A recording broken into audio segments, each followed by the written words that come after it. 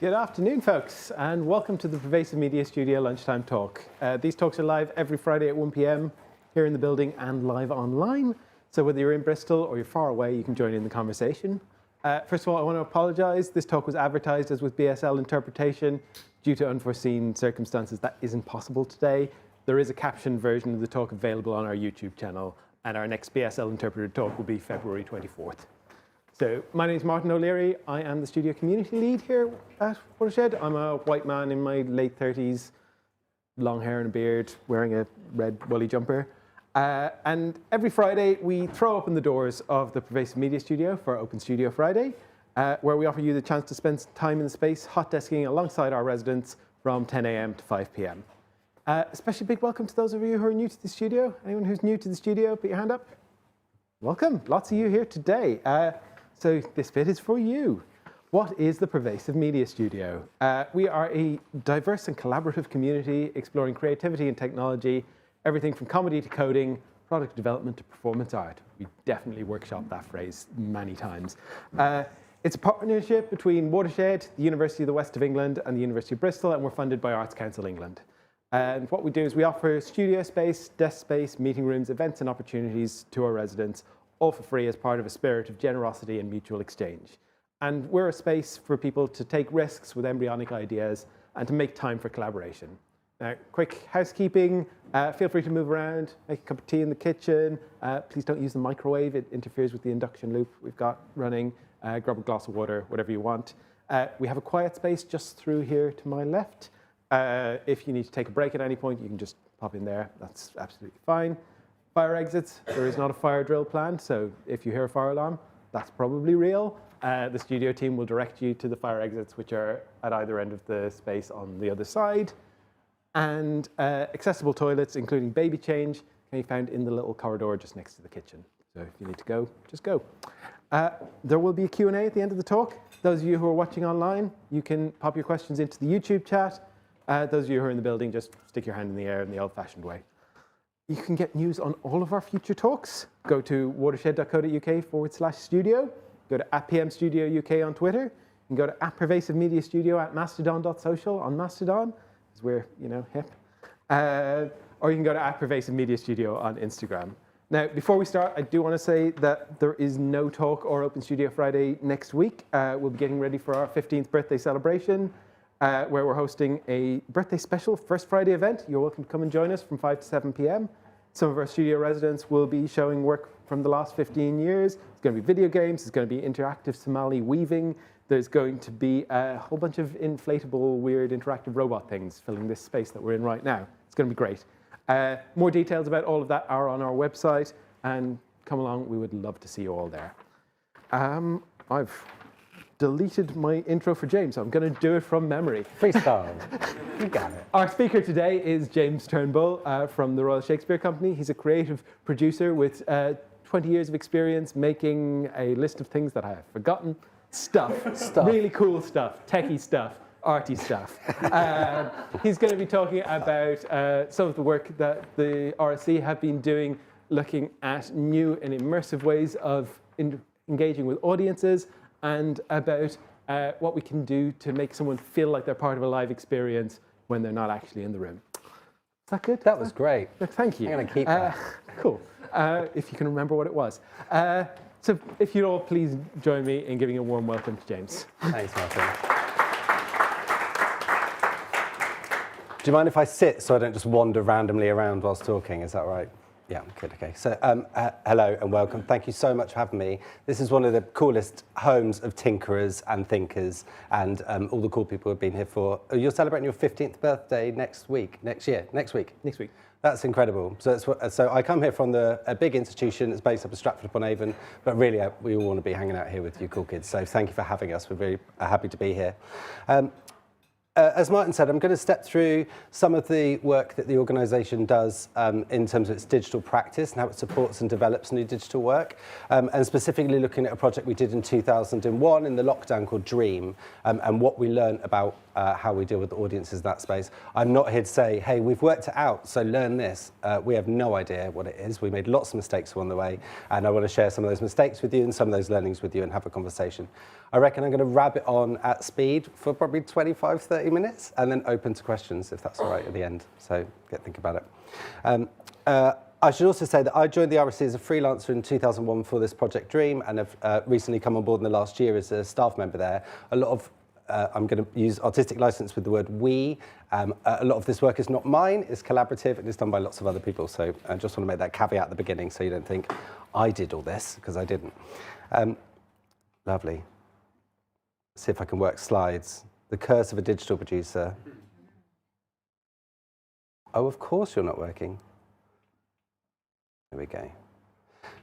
A little background on the company. I hope you've probably heard of us before. The Royal Shakespeare Company is one of the nation's leading arts institutions, resourced arts institutions funded largely by the Arts Council, as well as ticket sales and a myriad of other things. We have theatres in Stratford-upon-Avon and a very famous playwright in residence. We celebrate his stories over 400 years of those stories, both on our stages in Stratford. We also produce in the West End and at Barbican. We tour work to Broadway, around the UK to many of our 12 partner theatres, and we also work in schools across the UK. We work with about 500,000 UK school kids every year in terms of supporting them through their learning or through their practice as theatre makers. We've just finished a 15-week sold-out run of the cutest show ever, My Neighbor Totoro, which is a Studio Ghibli collaboration we put together with Jim Henson, creating incredible puppets for it, or Jim Henson's studio. Forgive me, he's not around anymore. We also have Matilda in the West End, which just celebrated its 4,000th performance, and Storm TikTok with a big dance routine, which I'm not going to do for you now, but I can nail it. And the shows we're opening, as well as celebrating Shakespeare's life, we support and back living artists. So we're we've got a second stage called The Swan, and that programme is full of new work coming through. We're just about to open a new adaptation of Maggie O'Farrell's Hamlet.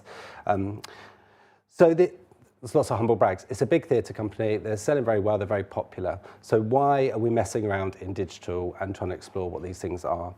The world of the RSC, it sits within the theatre sector. It's very different to what that experience is like at an organisation that is resourced and is big and is established as the RSC. And we can see that theatre audiences are moving. It's particularly post-pandemic. We're seeing early research coming out that there's 30% less young people going to the theatre, 30% less people over 60 going to the theatre. So how are we balancing those out, and what are we going to do as a sector to survive? I think our position as the RSC in that is to celebrate the resource we've got, utilise it and be open with it and see how we can make change together. But that comes from collaboration. So the root of all of this is interdisciplinary and collaboration. We've been exploring digital for a decade. I'm going to whiz through a couple of those shows, and then I want to show you a little bit more about Dream, which is a project I want to talk about. So back in 2012, we worked with Google+. Anyone remember Google+? Social media? Yeah, it was a thing. To stage a kind of real-time version of Midsummer Night's Dream. So it happened over 3 days, the length of the play, including with live performances in Stratford and video content that was worked through, and then we told the story via social media. So that was one of the early explorations.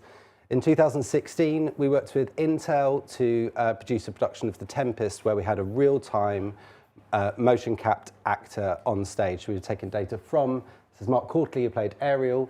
He's wearing an Xsense motion capture suit, which our incredible costume teams have hidden behind what he's wearing now. And it's an inertial motion capture, so tiny little boxes, kind of like gyrometers that you'd find in a mobile phone. We can pull that data and put it forward. And this, forgive the quality of the picture, you can see Mark there in that same position and performing as his avatar in real time. So this was the incredible pace of technology moving. This was, what, 5, 6 years ago, maybe 6 and a bit years ago. And it took an incredible amount of Intel at their sort of innovative edge and huge numbers of people to make it. And the mocap was led by the Imaginarium, the great Andy Serkis studio that was based out in London. So that was 2016. 2018, we worked with Magic Leap and made a piece called The Seven Ages of Man, which is kind of an example of a mixed reality AR piece, exploring what a one-to-one relationship is like if you've got a headset on and you're experiencing an actor in front of you, and how that all sits together. And then in 2021, we presented a project called Dream.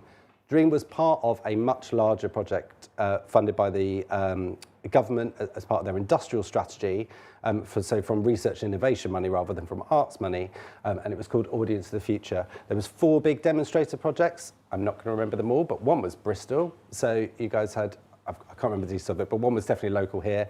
And we led one as the RSC, or the RSC led one.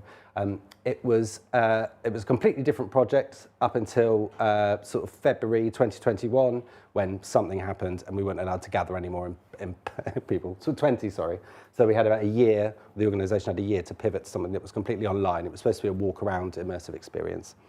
I say the RSC, it was a huge collaboration. It was about 14 principal partners in the consortium, research organisations, creative organisations, tech organisations.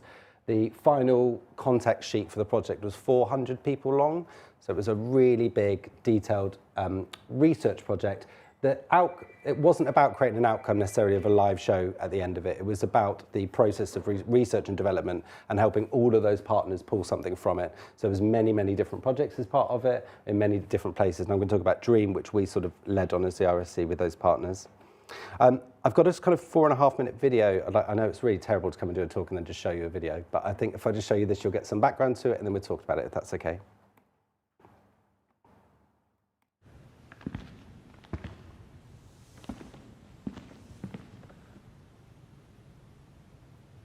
Follow me.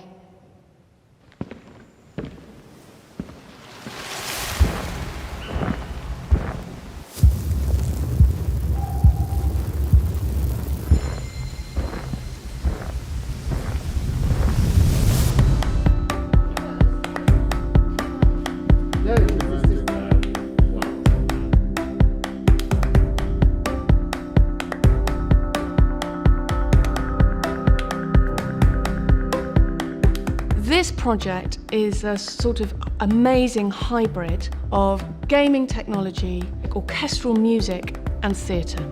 And in that moment, we had to look at audiences that were remote, disconnected. And Dream became something about bringing together online what that meant, looking at the rituals of theatre, looking at those new rituals within live performance, and working with people that had never worked together before. The project is a huge collaboration involving lots of different specialisms focused on performance using technology. It's really about us seeing whether we can present the world of A Midsummer Night's Dream to an audience and allow them to interact in that world live without leaving their homes.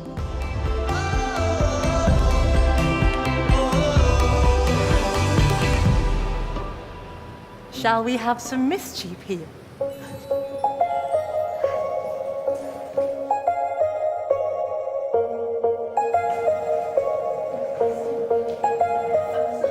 The advancement of technology, both in hardware and software, has allowed us really to do things that just weren't possible in the past.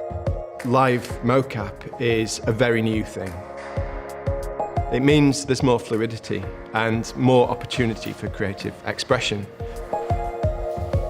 So it's really working with the actors to find their physical embodiment of the characters. What reads well in live performance doesn't necessarily read well on the avatar's body. What we've created here is a mixed reality experience. We're trying to move forward in pace with those new technologies.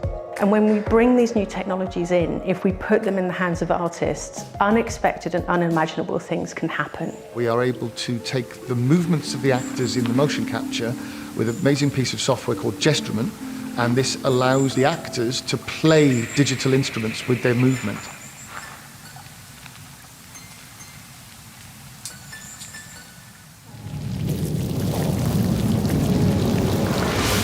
Central to the show is a huge, earth-shattering, tumultuous storm.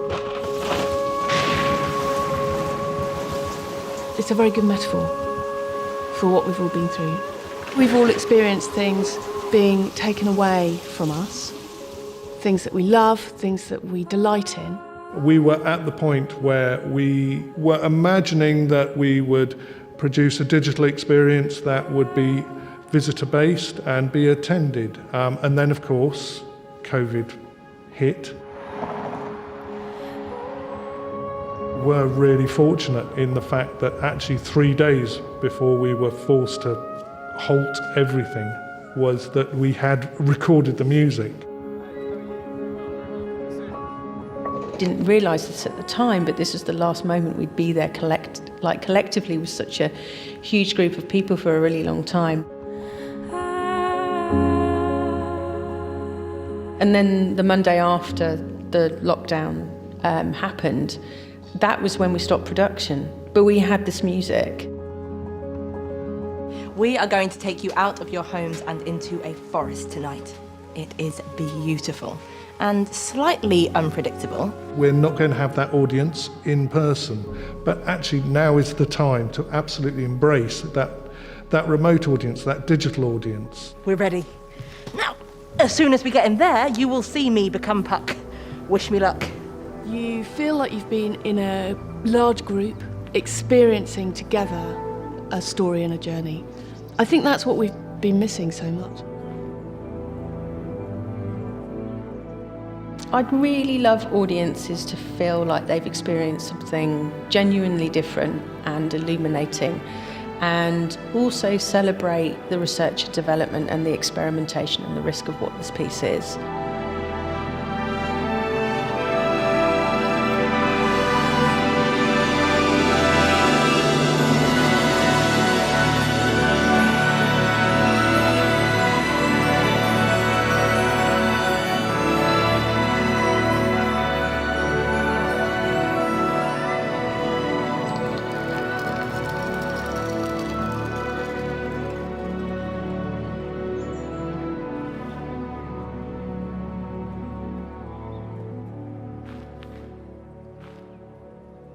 So that gives you a little overview of the project in itself. So that was filmed in the sort of traumatic second wave of COVID, and everyone's like, oh, COVID. So it's still here, but that's why they're a bit shell-shocked on their face. You saw a little bit of the technical production and how the piece was put together. And from an audience perspective, our audiences were remote. So we played out 10 live performances. So the actors were performing at a specific time. You logged in and watched at the same time. You could watch on laptop, tablet, phone. And there was different ways of engaging with the work. So you could get a Audience or Audience Plus ticket, and Audience Plus enabled you to interact with the piece at several points. So you could have an interaction that would send data into the volume, which would create a light or fix a light in the space, and the actors would see that. So we're trying to create a relationship between you at home or around the world and the room in which the performers were working in. We played out to 151 countries over the 10 performances, 65,000 people. We performed around a 24-hour clock, so we could be, at 10 a.m. we were playing out to 10,000 school children in their classrooms in the UK, at the same time as an evening show for Sydney Opera House. We performed at South by Southwest Festival in Austin with a 2 a.m. show. So we tried to be really international in our outlook and how we were putting that together. So I'm here to talk about the audience journey, and my role on it was audience manager, so I came in quite late in the process, but to look at how we align our audiences and pick up the audience journey from the sales to getting them into the show and make sure they are okay with their technology and they can experience it and they're in a happy place. It was really important for us to put the project together with an invitation to dress your space. So you're at home, you're in control of your theatre, but actually what can you do with, a lot of people beautifully just brought their plants near their screens, which was really lovely. We put a cocktail, an alcoholic and non-alcoholic cocktail menu on the website and encouraged people to make those that were flavoured and thematic to the show.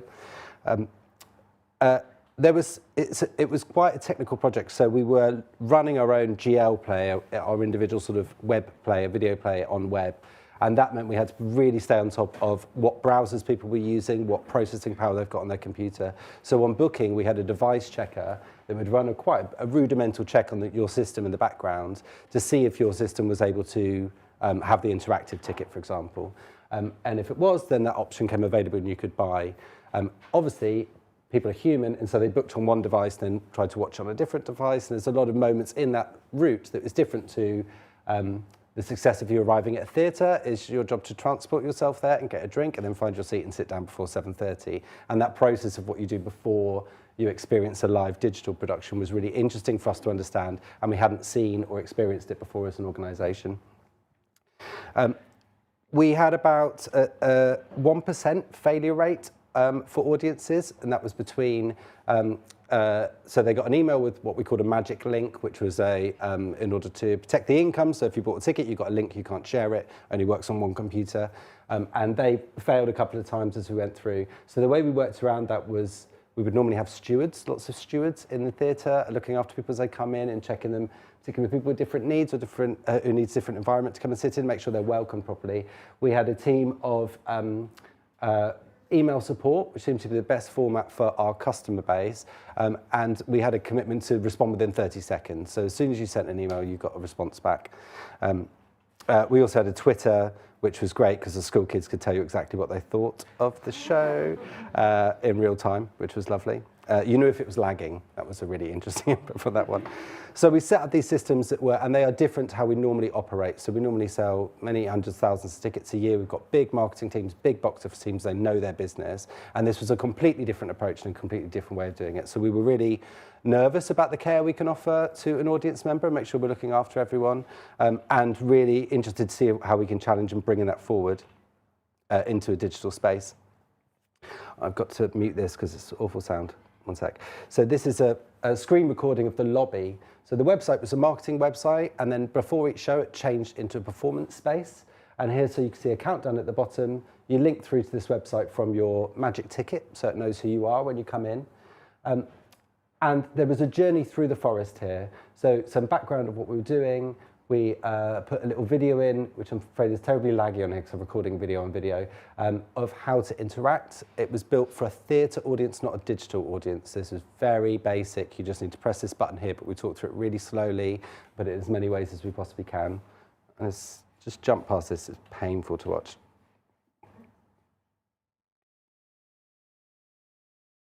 So there's a little moment of the interaction in extra slow time for you. And then once you've learned how to interact, there was this, you went through to your show timing, so you can see what you're doing. We started each show on the hour. We actually started the show at 10 past the hour, so it gave ourselves 10 minutes of front of house time, if you like, so we can make sure our audience is there. So if we had them all in the lobby at 8 o'clock in the evening, and then we had a lot of emails come in, it meant we had 10 minutes to fix our problems and know exactly what was going on, so we could start everyone at 10 past. We were kind of concerned that people would be sat waiting, but actually, because of the lobby experience, they seemed to be quite happy in that environment. That's certainly something we would carry forward in terms of announcing a start time and a real start time. It's kind of like the adverts on a film before you watch it. You found out a little bit about the cast. There's also, and I don't have screenshots for it, I'm afraid, but we did some incredible access resources, including kind of sound maps, the whole experience, and step through and user guides. So we shared as much as our creation tools and our scene plans with people up front. So if they were apprehensive about what they were going to experience, they could have all that information available before them. So I'm sorry for not having that here, but I think there is somewhere on the website. This is what the room looked like technically. It was a real challenge for our actors in the space to get that buzz before a performance. There's something very magical about hearing a theatre, getting ready, or just about to be quiet for you to make your entrance. So we had to find ways of feeding back information to them, and that was quite binary. So we ended up with, you could see on the page before, we had a little counter on the corner to say how many people were in the lobby. That was really effective for audiences. They felt part of something. So even something as simple as knowing that you're 1 in 5,000 people that are there, people felt like they weren't alone in that space. And we were feeding that information through the PA system down to the actors so they could see their audience growing and hear back from it. That is the start of that experience for us, and we would want to put more of that in a more nuanced way of making that feedback available to our companies, because that's how you get a unique performance every time. The audience is 50% of what you're presenting. I'm not here to run through the tech with you, but we are in Bristol. You are glorious nerds and geeks here. So I've put this slide in, which is created by one of the consultants, which gives you a bit of an idea of the kind of tech stack processes and how we approached it. We're merging two cultures here. So we've got a theatre culture, how we use our tech in theatre in terms of our backstage infrastructure, and then a digital backstage. We operated the program through Unreal Engine and how we could operate Unreal as a real-time, sorry, real-time's the wrong phrase, as a live production tool. Those tools are not necessarily designed for running something at the same time over and over again, so it looks very similar. So we did a lot of work on that. And you can see across the audio data that was coming in and back into the stage and back into where the actors were, but also what the mix was going at live, where the visual data was, the 3D data that came from the mocap, and we also had some face cap. We didn't capture the faces in detail for this production because of mask wearing and the rules around masks. So we had one actor who could go to a corner and stare at an iPhone, and it would pick up their face and they become their character for that moment. And how we integrated the interactive data across, and how that then packaged itself and got ready and went up in real time. My job was very much at the end here with a couple of screens, and I was trying to put in the BSL interpreter or the captioner live into the space via a Zoom meeting to see what they can see ahead and then manage a delay. So trying to meet all these things together so they arrive to the user at the same point. It was glitchy, it wasn't perfect, we didn't nail it, but that sort of, the journey to trying to discover that was really interesting. We think there's probably more work to do there. Another resource that was built off the back of the website by the creative leads on the project, Marshmallow Laser Feast, a creative studio, done this huge research project, and I'll give you the web address for this in a minute. There's 20-hour-long interviews with all of the partners on the geekiest and nerdiest bits of the creation process. How do you look after audiences? What does it look like to manage mocap data in that space? What's quality assurance look like? How does theatre work? It's at findingsinthefuture.live. Sorry, you can't quite see that now. It's .live. It's a really nice resource. We also committed to sharing our work in documentation. So the pre-show checklist started 2.5 hours out. It was a giant Google Doc, and we've uploaded that on this website for you so you can see the sort of things we were going through. I was lucky enough to have cans on, and I got to call a few things, but I wasn't technical enough to be in charge of much. But they did let me fire up the hyperdrive, which I still don't know what that was, but I was very excited to be like, fire up the hyperdrive. So this is a really good resource. It was partly attached to the funding. It was UK research and investment. It was our remit to put this information back out. It's something it's the RSC we commit to, because the benefit of doing this is just huge. We can't solve these problems as one organisation. That's not going to happen. It's going to come from our sector and our country and lots of different types of people. So we commit to, in our future, sharing these findings back and put them together. And I know there's lots of resources like this around that have this, particularly at Watershed and Pervasive Media Studio. But this is how we're going to collectively learn, and we can move this forward and sort of explore what digital performance spaces look like. We've recently just become a IRO, independent research organisation. That makes us a university, effectively. We're the only performing arts organisation to get that. The V&A have it for visual art. And it means that as a theatre company, we can install kind of perpetual sense of R&D, so we can really look at this stuff without the pressure of making productions or through a lens of, well, what's the income based on that, how we're going to work with that. That is really exciting for our department about how we do that, particularly about how we work with artists. The very standard model of working with an artist is they come with an idea, if it's good enough they get money, it's commissioned, we build a team around them, they make their show. But critically in this stuff you need to, there's many stages before that. How do we support an artist to explore this technology or to ask wider questions about it before we get to making a show or making an output? So I want to talk a bit more about artists in a minute. Just before we do that, I'm just going to show you how we use Unreal as a tool in our production suite. So on Dream we had, if I talk about Unreal Engine, do you know what that is? Is that a bit, yeah. So like a 3D game, most games are made in it, sort of thing. A package. We've got, while we were closed, we had a LiDAR scan done of our campus in Stratford, which is beautiful. I'm just showing you the theatre here, but actually they've got the bars and the front of house area and the river. It's lovely. So we've ported that into Unreal Engine and made a sort of game function of it as a pre-visualization tool. This is a tool for initially for creatives.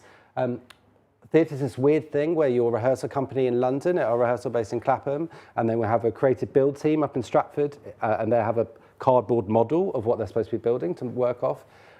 But everyone's quite disparate, and then the sound team and the lighting team are quite often remote.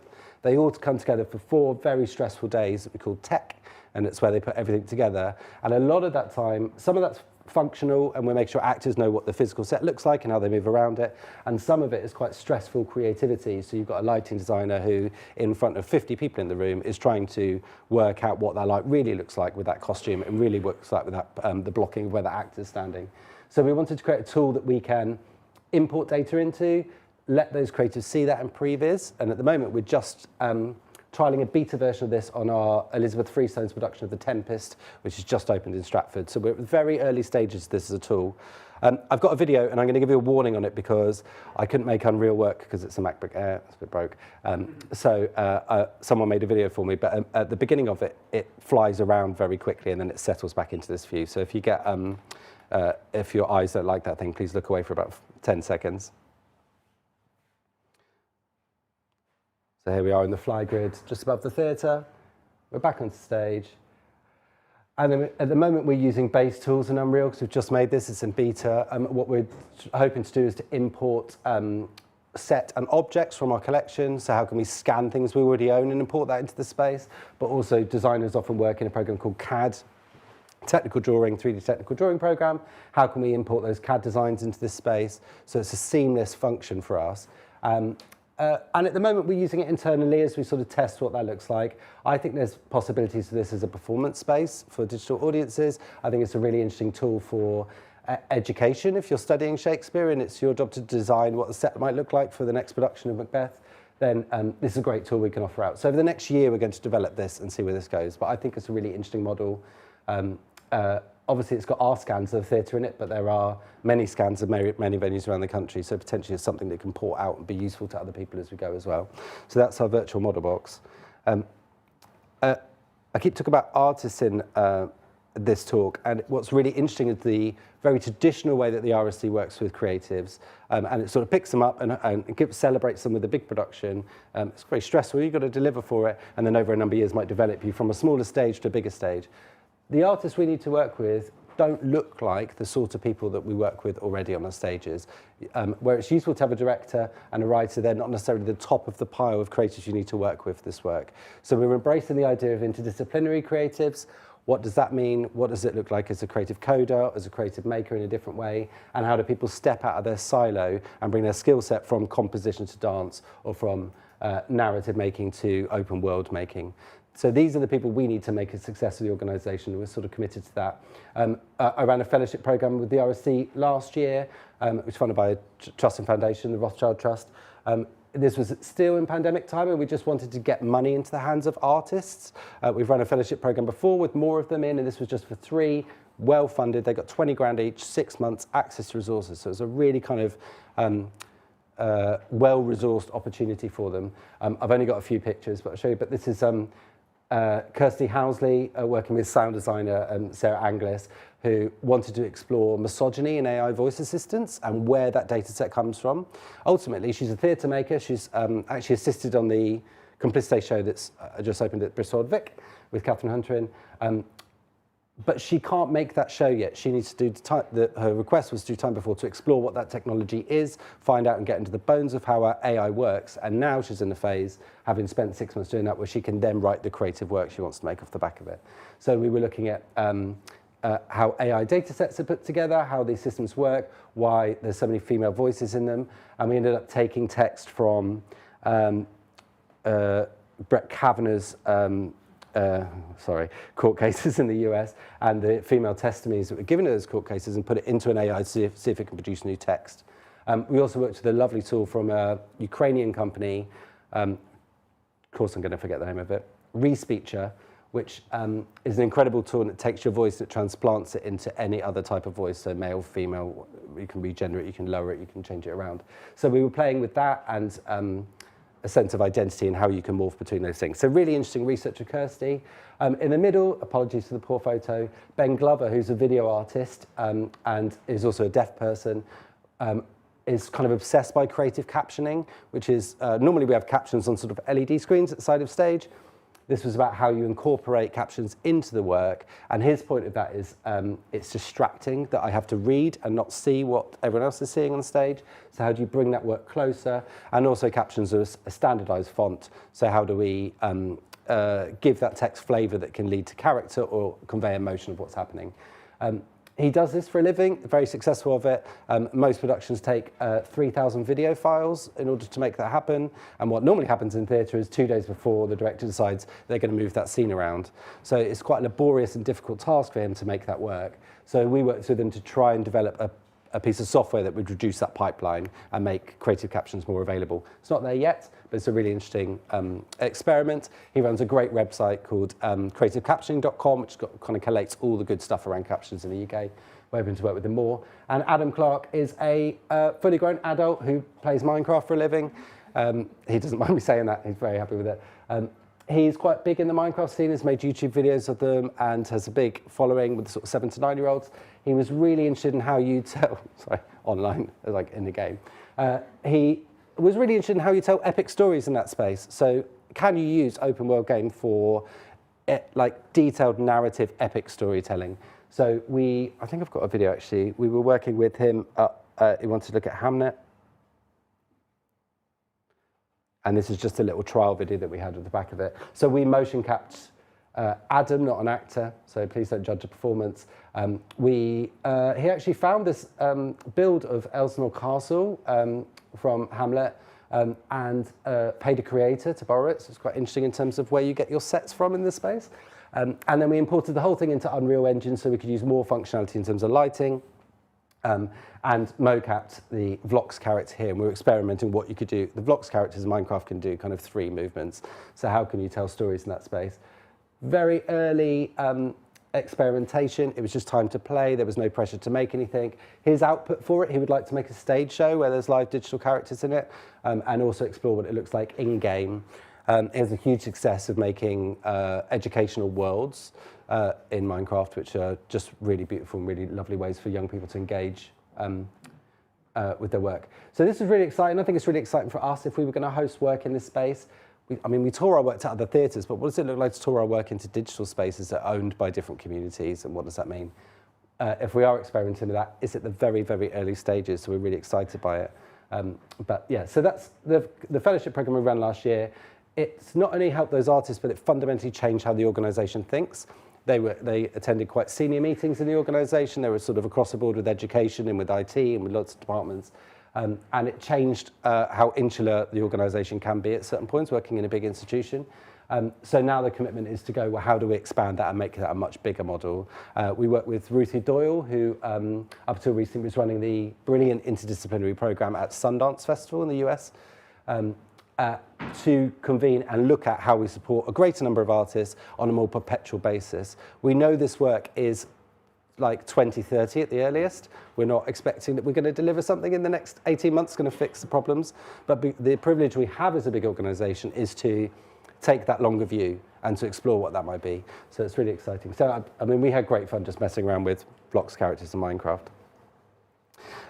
So yeah, that's me whizzing through. Thank you very much for your time. I'm really up for answering questions now. And just on that artist thing, I think I haven't got anything I can sort of announce now. We're in that phase of kind of tinkering and building things, but there will be an invitation coming soon to come and play with us more. And we hope through digital, we can open up the RSC to a different bank of makers, a different generation of audiences. Thanks for your time. You're very attentive. So thanks, guys. Really good. Thank you. Thank you, James. So we have plenty of time for questions. If you are sitting at home on YouTube, bung them into the YouTube chat. If you're in the room, please raise your hand. Any questions? Everyone's very shy. Oh, here we go. You've got a microphone. You won't be able to hear yourself. It's for the audience. Oh, I saw that you collaborated with Punch Drunk, and I've seen their production Sleep No More in New York. I was wondering any perspectives they had on using this kind of technology, and I know they've done quite a lot of stuff with VR and different things. Yeah, I mean, they're great tinkerers, so they really do invest back in they've got hugely successful, commercially successful shows, but the lead creators are really interested in looking at this stuff. So this project, Audience of the Future, we had an outcome with Dream that was public. We're a theatre company, that's sort of what we're doing. Punch Drunk they had funding as part of it, and they'd done lots of research. So most of their stuff was research, so none of it was necessarily public because they're going to keep it under wraps until they're ready to launch it. But they were really looking at how, I mean, across the technologies, you can get really obsessed by different types of headsets and things like that, but really it's a real-time logic system that you could put for an engine. And what does that mean for an audience member, tracking an audience member moving through a space? So their big challenge is, where is everyone? So I don't know how they do it, but giant screens, running around. So for them, it's really exciting to play with that. But equally on the same count of going, you've got to keep true to your work. So it's the same for the RSC. There's always this tension about, well, this is the sort of work we make, and this is what we want our audience to feel. Some of these spaces won't be right for us. But yeah, I think Punch Drunk are really exciting. They do amazing work. Same for Manchester International Festival, who are part of this consortium and put on very cool gigs with map projection, all sorts of stuff in it. So lots of organisations are pushing forward and being that experimenting with drivers in that way. Don't think we're there yet. I think we've got lots of way to go. But I'm sure Punch Drunk, I would say watch a space with them. Ruth, you can go. Hey, thanks so much for that. That was really great. So yeah, I saw Dream, and yeah, I just want to say thank you. And I wanted to ask, what if you did it again, knowing now what you know from the experiment, what are the things that you would do differently? Yeah, good question. So I speak on behalf of the 400 people on the Dream team. Yeah. So Dream was built as R&D, so the pressure was on everyone to be innovating in their space. So what you'd normally do is try to innovate one thing and keep everything else like, we know that works. Instead, we put everything together that was being new at the same time. So I think that's not the way to do it, unless you get the sort of resources we got to do that. That was the approach. I think there's stuff we take away from it. The lobby experience and hosting audience was a really great start. It made a much bigger impact than we thought on the audiences. We've done really extensive research off the back of it. I think that's got a long way to go. I think the interaction, so at 4 moments in the show, you could be a firefly and you'd fire a firefly into the space. And I think that's one of the pieces of research that was progressed so far, but actually we could do with another round of looking at what that is. So how do you get a presence as an audience member in the space? So I think there's all sorts of, I think there's loads that we do differently on it. It's about, what was really interesting that came off the back of Dream was we did research about price point, because there's no point raising all this money from the government and then you get no return on it, because it means we won't be doing new work. So it's really important that we can build an economy, like we have a theatre economy, and you can be equitable in that economy about how you offer that out. But it's really important that there is space there to do that. And the research came back that we can charge sort of between £8 and £9 for a 20-minute experience. People are happy with that. The extra bonus for that is, so we had 76% new audiences to the RSC. 40% of them were Gen Z Alpha. That is like opposite to what we get in Stratford-upon-Avon. But because it was a theatre-ish crowd, they're used to paying for theatre as they go. So there's something in the culture of theatre and live performance that meant we could charge more, rather than perhaps you'd pay for a 20-minute app experience or something like that. It's just a different economy. So I think we get away with a little weight in there, but that means we can probably invest more. But long term, we did Dream as one show and it finished, it's gone away, and now we're working on another show that might come out next year. And I think it's about continuity in this space, not necessarily all the RSC, but collectively as a cultural sector, how we're producing work that maintains those audiences. We've got a lovely audience in South Korea and Japan now, but we haven't got any work for them. So it's like, well, how do we get more work to those audiences and put those through? So yeah, loads more to do.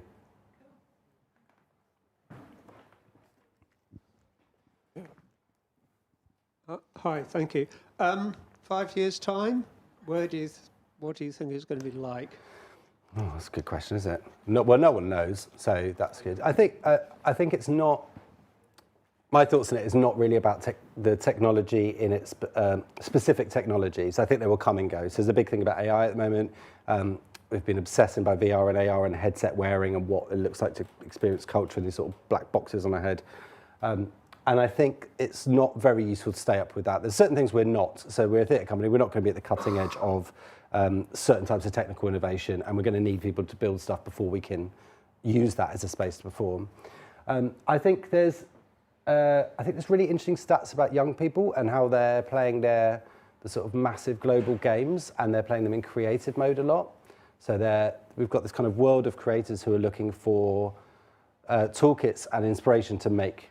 So I think that's a really interesting place to look. If you look at like Fortnite or Roblox or Minecraft, I think those worlds are really interesting. And I think as adults, if you're not regular players, they can look like digital Lego and it's kind of fine. But actually there's some really interesting and detailed sort of emotional relationships people have in those spaces. Adam, who was our fellow last year, made a piece for, I think it was a community in Auckland who had lost a young person, had died, and he brought the community together to make like a memorial in Minecraft for it. And the input and creativity they had on that was just beautiful when he showed me that project. So I think I think we need to reconsider our value system on what we think performance is. And at the moment, it's having a very big room with 1,000 seats in it. And that you come in and you will experience this 1,000 to 1, you will experience the same stuff in the same room. That is very exclusionary. The price is exclusionary, the location is exclusionary. You have to sit for 3 hours. You know, there's loads of issues about that experience. And what the technology can do is give bespoke collective experience. So I think there's much more work to do around how do we have a shared experience, but you might come to it from a different angle to other people, or you might have it at a different pace and things like that. So I think that's where the exciting thing for me about it is to open up what those stories are to more people in those ways, more bespoke opportunities. Do you see that it might merge with computer games, or Yeah, we have to be careful in theatre because games are doing very fine, thanks very much. Like, we're like, oh yeah, we're coming playing. It's like that is an incredible world. And if you look at some of what is it? Last of Us has just translated from a PS4/5 game into a Netflix series. So you look at those sort of things moving around are really interesting. I think it comes down to yes, games, but it's interdisciplinary artists and what that means. There's something interesting in the motion capture. So when we were doing this motion capture for Dream, the actors are puppeteering that character. As motion capture technology has improved, even from 18 months ago, you can start to embody, and we can pull that data in different ways from the person. You don't have to wear a big camera on your face. You don't have to wear all these big dots and you can't move, or you can't occlude someone next to you. That becomes really interesting from a quality performance, from a craft point of view of an actor giving their truth. So I think things like that will improve, and you can see that in game mocap, and you can see that in open world gaming. So I think all those spaces are good. I think there's ethics questions about them, and I think we need to, it's not our job as the RSC to be everywhere, but it is kind of interesting to find where those homes might be within it. We need to be here in 100 years' time, that's our remit. So we need to engage young people on their terms, and their terms are not always sitting down watching classic Shakespeare for 3 hours in a theatre. We're big enough to acknowledge that and brave enough to go, that's fine. We've still got all this stuff, and people will love to come and see it. But we've got this capacity to also look at what a different version of that might be. So that's really exciting. Thank you. Any more questions? Duncan.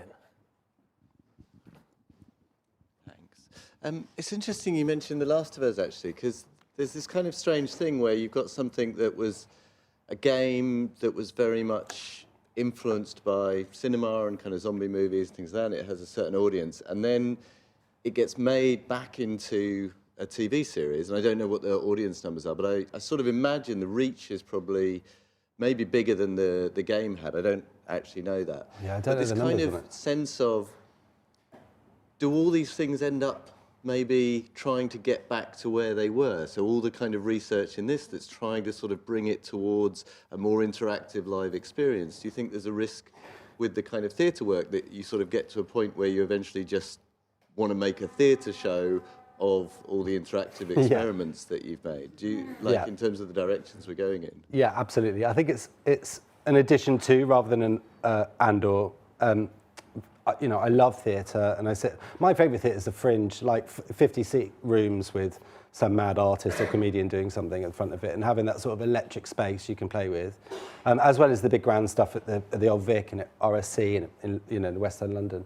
I don't think that's going anywhere, but I do think I think we can franchise our stories better. I think we can find spaces where those stories are told, or the mission behind the purpose. So if you're putting a show on because you want to explore this sort of cultural and anthropological idea, you can tell that story, or you can achieve those aims in different ways. So I think it's about branching out and being braver about the confines of the art form. Some of the words are useful, like theatre, we can sort of get behind it, but sometimes it's a blocker. Actually, if you're a writer for theatre or director for theatre, you can also transport your skill sets into different areas. So a lot of our work is working with artists to, rather than as a creative lead in the room, to go, you've got this skill set, you know these things, come and try and apply them and plug them in different ways. That's a learning process. I think we need to create a space where people can come and do that and experiment with that. I trust in the creators that they will find where the technology is going to be useful to them. I think it's the land grab. I think theatre will exist fine, although there are very real challenges for UK audiences and quite a well-funded theatre sector, really, in terms of the world. We still don't, our touring systems are a bit of a mess. Our festival models are quite commercial. So it's quite hard work to find if you're a troupe of actors or a company trying to find your way through. So I think there's a lot of work that could do that, but I think this offers another opportunity for audiences. Great. I think we're going to go to YouTube. Yeah, question from Vanessa, who's watching online. Vanessa asks, is liveness important? I.e., do digital audiences need to feel connected to whatever is happening in a building at the same time? Yeah, great question. It's the closest thing we can bring to make it feel like theatre, I think. If we pre-recorded Dream, which we did on the dress rehearsal, we got a cut of it, so we could, if anything went wrong, we just press play, we had a backup running. We didn't use it at all over 10 shows, which I'm sure was more luck than skill, but it was incredible. But it's a really good technique for preparing an audience and stepping them through that process of they're ready, they're preparing, they're in listening mode or watching mode or playing mode. So I think that liveness is really important in that way. I think there's probably more stuff to look at in terms of what that liveness looks like. You can gimmick liveness quite well, so you can sort of interactive games to it, so you're in that space and your decision making is affecting what's going on with it. But I do think there's something about the immediacy of that art. But I'm not committed. Sorry, Vanessa, I don't know. What's Vanessa's thoughts on it? Wait for a response. We don't know. Hi, thank you. I saw Dream, and one of my favourite moments was the kind of pulling back the curtain and being able to see the actors move in the mocap suits and stuff like that. That felt very live to me. But I suppose my question is about the project as well. And was there any kind of work or research into the ecological impact of the project, or a kind of sustainability in terms of, because that's another thing, I guess, that we're thinking about as a theatre industry at the moment is how we can, the kind of green book and things, how we can make the work more sustainable. And this looks great, but very,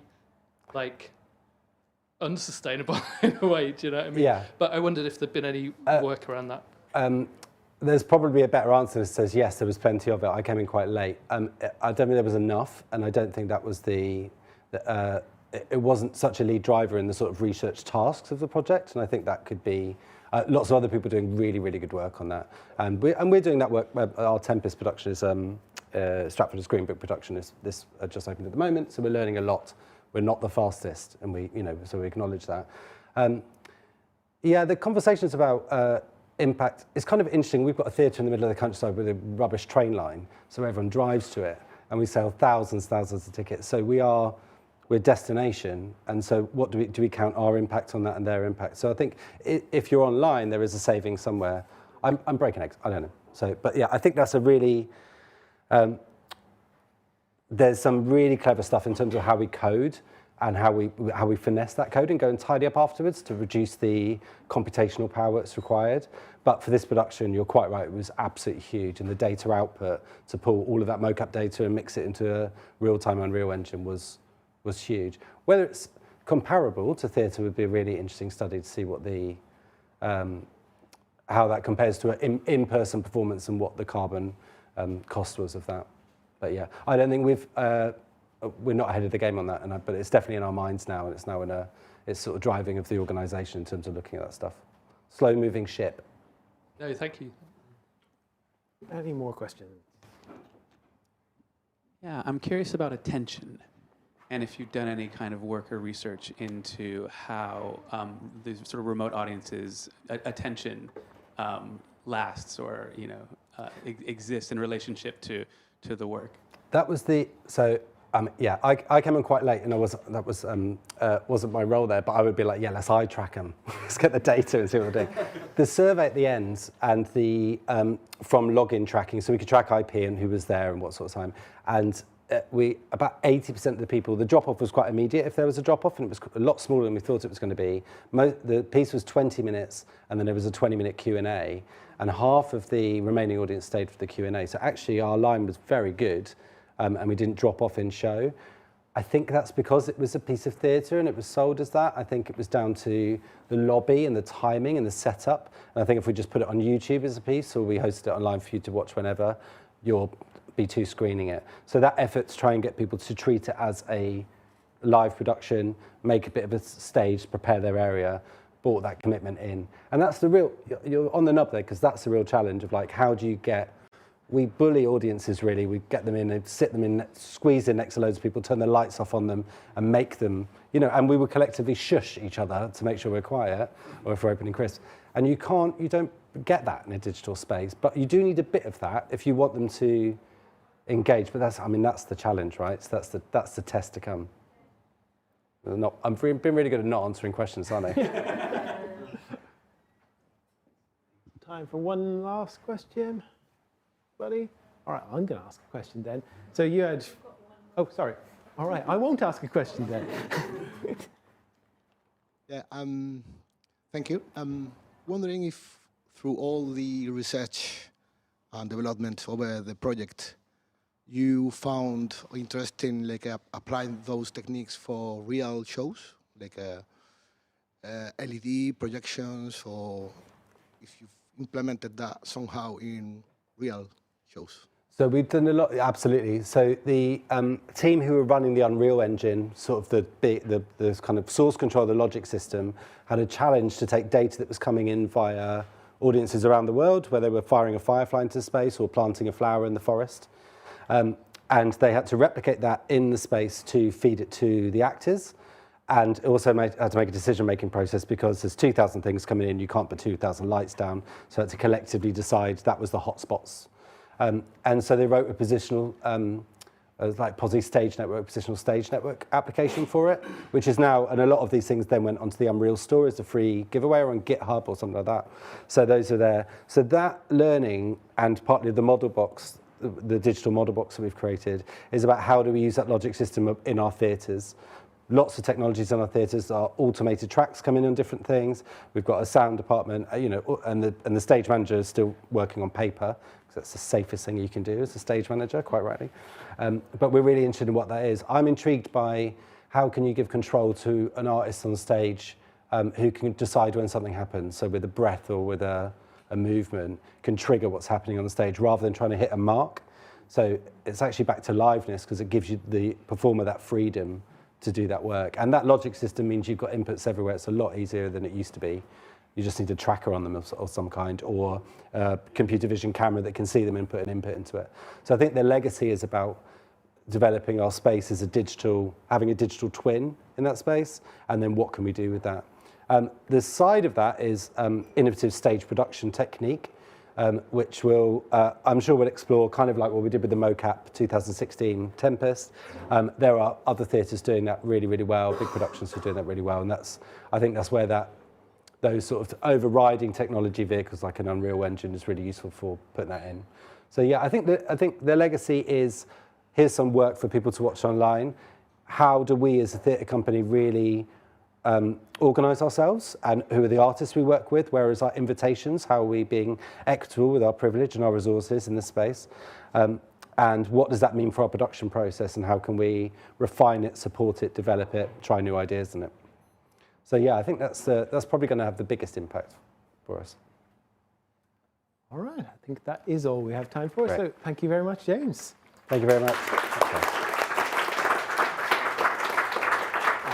As I think we're going to hang around for a little bit if anyone has any more.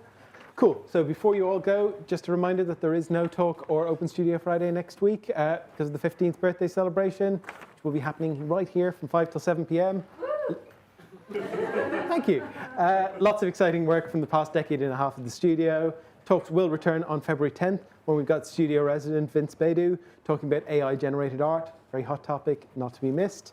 If you want to stick around in Hot Desk today, find out more about what we do, please come find one of the studio team. Studio team, wave your hands.